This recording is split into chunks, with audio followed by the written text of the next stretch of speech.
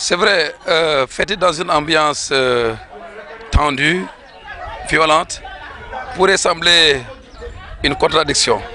Mais c'est justement quand on saisit l'histoire de cette fête, après la Deuxième Guerre mondiale, avec la multitude de catastrophes qu'elle a produites, on peut aussi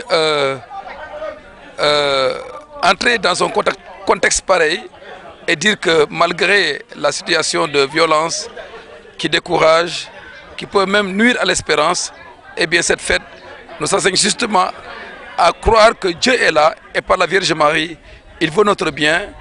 Par Marie, Notre-Dame de la paix, il veut nous conduire sur le chemin de la paix. Mais bien sûr, pas sans nous. Et c'est pourquoi cette fête, en même temps qu'elle nourrit l'espérance d'une paix que le Seigneur va accorder à ses enfants, à son peuple, nous engage également à travailler chacun selon sa responsabilité, à faire en sorte que la paix soit effectivement réelle. Ce qui s'est produit au Burkina Faso est une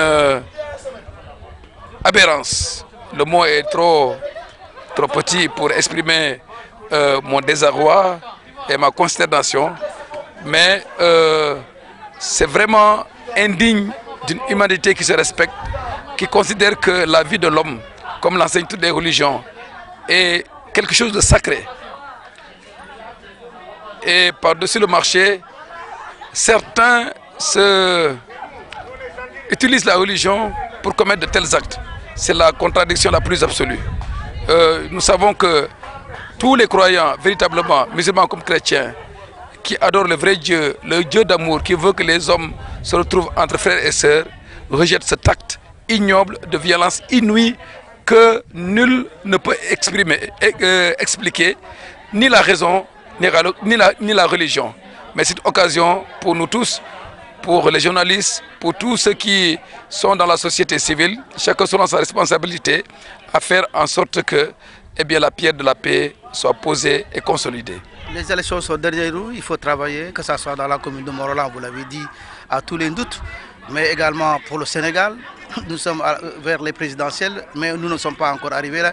Est-ce que vous pouvez lancer un message à tous ces politiciens qui veulent faire de la campagne électorale perpétuelle jusqu'en 2019? C'est vrai, on ne peut pas empêcher les politiciens de penser à l'avenir politique électoral. Mais il y a un temps pour tout. Aujourd'hui, les élections législatives sont passées. Dieu soit loué, malgré les contestations et les difficultés objectives de l'organisation, nous pouvons rendre grâce à Dieu que le sang ne soit pas versé. Et cela, c'est un acquis pour le Sénégal et il ne faut pas que l'on revienne en arrière. Et je félicite tous les politiciens qui ont lancé un appel en ce sens. Maintenant, les élections sont passées. Il faut laisser les députés travailler consciencieusement et que chaque député sache que dès l'instant où il a été élu, il n'obéit plus à une tendance politique, mais il est là pour le peuple. Donc il doit s'évertuer à ce que les lois respectent les aspirations profondes du peuple, qui sont la paix, la justice et le développement. Et bien sûr, les élections présidentielles vont arriver, mais que chacun y aille dans le calme, en se préparant bien sûr, mais dans le respect des adversaires pour le bien du Sénégal. La campagne n'est pas encore ouverte, laissons le président travailler et que les autres peuvent peaufiner leur stratégie, mais sans faire du Sénégal un champ de bataille électorale permanent. Waaw loolu maa ngi koy maintenir lu bu baax parce que boo déggee fête il faut que xol yi nekk ci jàmm, fit yi nekk ci jàmm, yaram wi itam nekk ci jàmm. Te lii xew Burkina Faso mu ngi mel ni day xeex loolu lépp day daaneel loolu. Mënuñu nekk ci bànneex te ñalay nekk ci naxar. Ci kaw solidarité bi ñu bokk ci Afrique de l'Ouest li ñu bokk rek li ñu bokk nekk nit loolu maa ngi koy maintenir lu bu baax a baax.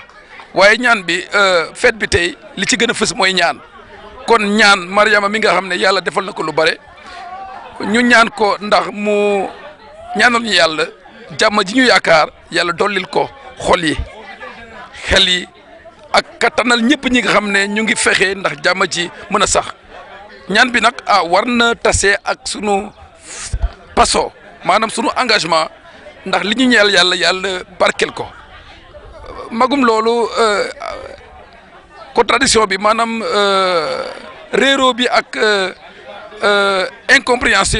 incompréhension bi li ko yokk mooy am na ñi mbubboo yoon wi diine ji ndax noot seen moromi nit loolu yàlla bëgg ko ndege boo déggee diine yàlla dafa bëgg nit ñi dunde ci coofeel nit ñi nekk ci jàmm nit ñi nekk ci xaritoo bokk ndey bokk baay moo tax maa ngi woo gëmkat yëpp ñu xeex loolu diine warul xajatle nit ndëm ci yàlla la ñu jëm xëy na yoon yi wute nañu loolu yàlla moo ko bëggee noonu mais coofeel moo nu war a boole wax naa ko fi Morolan sànq musulman balaa musulman ak chrétien ñëw fekk diine ji mu ngi fii mbokk bi mu ngi fii te loolu dara mënu ko tas voilà ñun ñëpp ci yàlla la ñu jëm kon dañoo war a respecter lii sunu diine teral te loolu diine yëpp la mooy coofeel mooy jàmm mooy njubaay mooy respecter ci sa nawle. dafa mel ni politiciens yi dañu bëgg a continuer maanaam di def campagne électorale fii ba 2019 ndax loolu dina tax Sénégal développé ndax loolu askan bi soxla na loolu. loolu de yorul réew parce que lu nekk ak waxtoom élection législative yi passé na nañu bàyyi député yi waaye député yi nag nañu ñi ñu soog a fal nañu xam ne bu ñu leen falee rek